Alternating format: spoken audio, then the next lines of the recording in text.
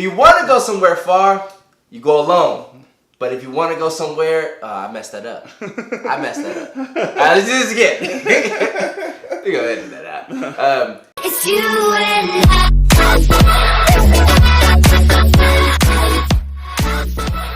What's up, guys? It's your boy Big O. We're back again. This is episode 7, part 2. It's been a minute, but we're back. We had a successful show, and I will be dropping videos at the end of it. And these next couple videos, you guys will see what we were doing up on stage and photos and things like that. So I'm super excited to show you guys this. Been working on a lot of stuff since I've been away. But we are going to continue with part 2 of this, and we will end it out with our video. That I stuck with it. Like, right. Football didn't work out, but I stuck with it. Like, I had developed seizures at one point, got through that, and stuck, and still pursued an education, still found a way. And now I'm a college graduate, also pursuing comedy, and also pursuing, like, what next I'm going to do in life. Because, like, we all looking for that job. I Uber. So, which is very flexible for me because I can do comedy shows anywhere I want to, and then there's always a spot where I can always Uber at, like, no matter what, because it's not like I Uber on a boat or something like that. Like, I can always, like, where you going? I'm gonna be in LA. Like, okay, well, cool. I'm gonna be in Santa Barbara, which I went to school for, so I already know, like, what times to go, what days is good, yada yada yada. So I can make money. Like, well, how you gonna make money? I'm like, well, so I'm gonna be Ubering down there, and then my show ain't till this day, so I'm gonna be Ubering, and then I might be staying in somebody's spot. I'm gonna kick them $50, and then the rest of the time I'm gonna be just Ubering, working on comedy, doing open mics and things like that. So that's the whole aspect of when you're in the thick of things or in the moment, you have to take a step back, take a breather, and then look at it like that. Also, I have a bunch of different mentors who help me along the way, and then I still hit them up and email them, like, because I was literally gonna call one of my old teachers, a mentor to me, and like, yo, I just want to talk about life stuff, like I'm not applying to masters this year. I was supposed to apply by February 1st. I was dragging my feet. I didn't do it, but I looked at it as like, well, I'm not doing it this year, but this is gonna help me pursue and develop as a comedian. Like, I don't have the pressure of trying to, like, do school stuff, and now I just have all this available time to me doing, like, being a comedian. And then I had so much relief lifted off my shoulders because of that. And then I started getting booked on a bunch of different shows immediately after I made that decision. So I'm like, this is actually pretty good. Like, so I got like, it was like, deadline's February 1st. And I was like, man, I just don't think I'm gonna apply this year because deadline's February 1st is not a lot of time. Then all of a sudden I got booked February 2nd, February 15th, later that month in February. Then I started getting booked in March, stuff like that. And then somebody else just booked me in April today. See, and listen, the grind does not stop, people. It doesn't. All right? Thinking that you got extra time, you can take that if you want, but the grind does not stop. I totally understand what he's talking about because I enrolled myself back in school. Yeah. And I was like, once I finished, I was like, hey, I ain't doing this again. Yeah. And I just realized, I'm like, my goals of who I am or who I perceive myself to be in a positive manner needs me to go back to school. Unless I want to take the long route. Yeah. And I'm going, shit, man. Because, like, man, hey, listen, not having homework for those first 6 months, I would wake up in the middle of, I got to turn that paper in. Right? Like, it was still who I was, and eventually it changed after I wasn't that anymore. Yeah. But it took me a good 6 months before I was like, wait, all I gotta do is go to work? Oh, I got this. Yeah. And I just realized that in my struggles, I have different struggles, just like you have different struggles, but understanding that we all have struggles. I think there was a saying that everybody's in a fight that you have no clue about, so be more kind. Yeah. But dude, and that just took me back because I took 10 years too. Yeah. And I think if I would have went to college, like, and right after, I'd have been a mess. Yeah. I'd probably had kids and little right. If you went straight through, like, college immediately? Yeah. Really? Wild, dude. Okay, all right. So I'm like, in my head, I'm thinking like he was. I thought what he was gonna say. He was like, yeah, if I went to college immediately, I probably would have flunked out or something like that. I would have been bad. He said, no, I would have had kids. Nah, I didn't even know that was where he was going. I probably would have had kids because then, you know, I'm still a party boy. I'm still wild. I still like to have fun. But at 19, 20, 21, 22, around, okay, so I don't know how it was for you, but at East Bay, for every one guy, it's like 4 girls. Yeah. Mind you, coming from living in the hood, where everybody's bunched together in these apartments or, you know, you see who you see and what's out there is what's out there. But when you go to college as an African American that has not had any other family member but one other person and they like 40, they ain't tell you what college is like. I mean, I was like, oh shit, oh my God, they just ever. She waved at me. Hey, yo, and it was like, oh, you want to go to this party? Me? Yes, absolutely. Like, what? I'm like, okay, and then I get there and it's not a black party, but it's like, I had to like calm myself because I'm like, oh, all these girls is friendly. Because listen, if you ain't never been to like a fully black club or in the hood and you trying to dance with some girl, if you don't have your shit together, you are not getting that dance, and she gonna clown you, and everybody gonna talk about you. Yeah, I didn't get clowned, so I don't. I mean, I've heard about it. I've seen it happen. Well, no, it's happened to me like once. It's cool. I didn't get clowned, but she was like, and just walk away. Yeah. But yeah, I know what you mean. I had a girl hit me in the chest like, no. I was like that. Was it her or was it her friend? Like, Because a lot of friends be doing that. Like, you circle up, you gotta try to see what you gotta, you know, as a lion. Like seeking out his gazelle, you gotta see which is the weakest part it could attack, right? To see which one want to dance, right? But then here come the other gazelles who all of a sudden got big and bold, or got a friend who's an elephant because she's a big girl who usually blocking, right? Coming up out of you, and I'm like, no, you know, because she ain't dancing with nobody.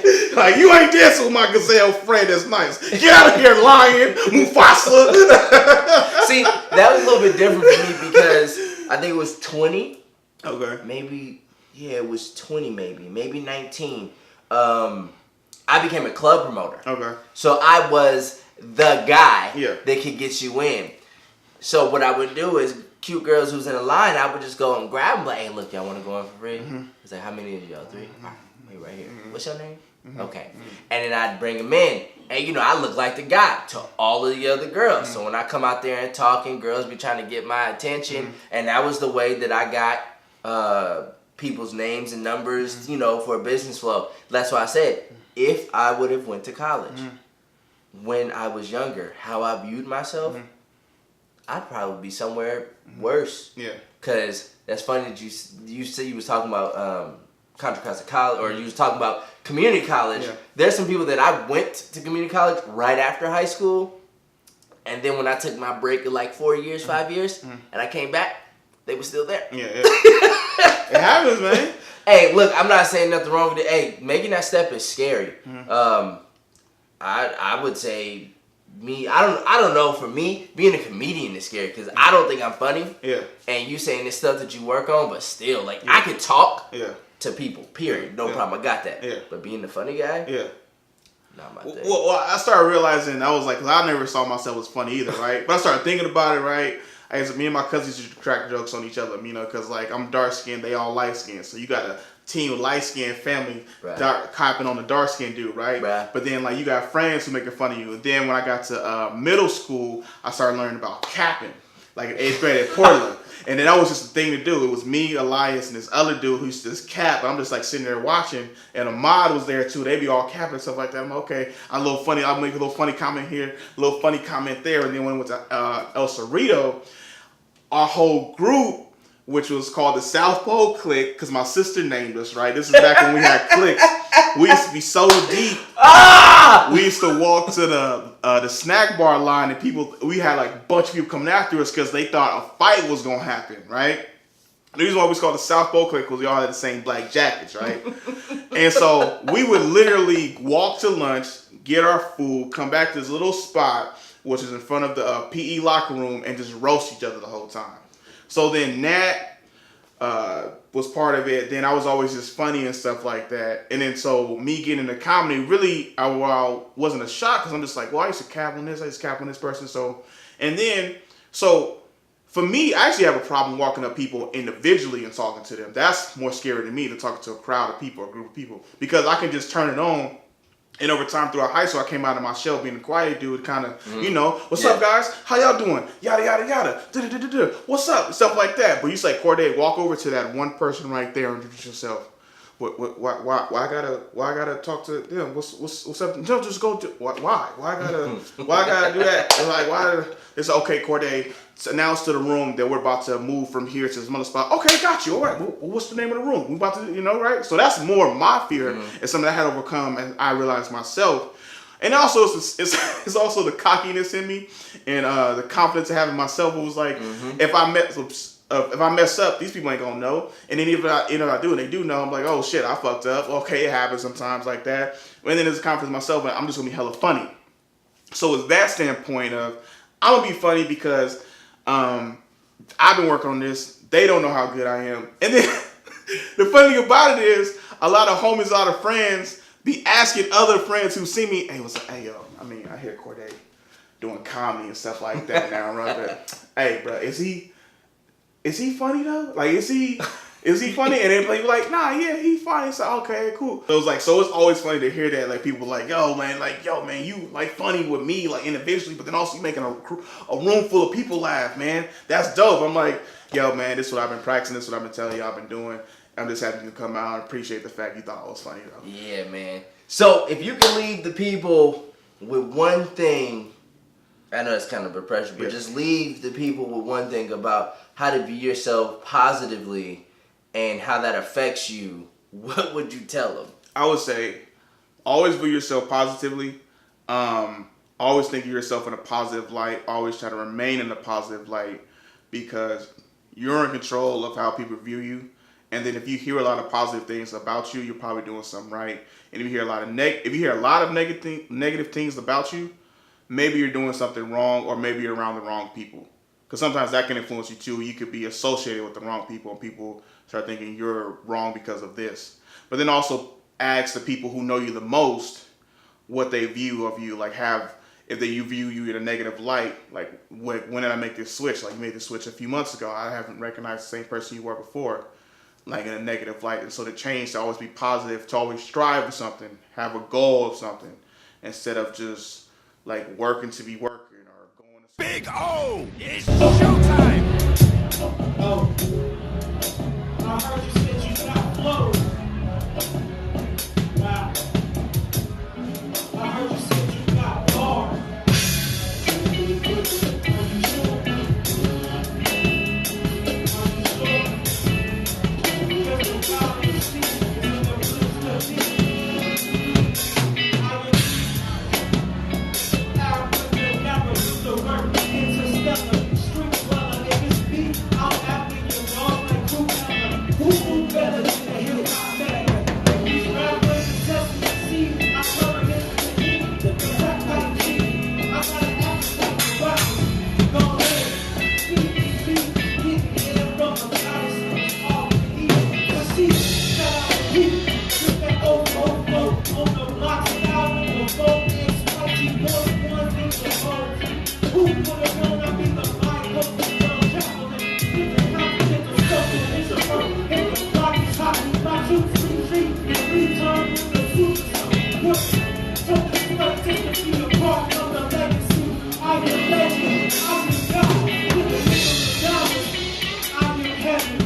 Look.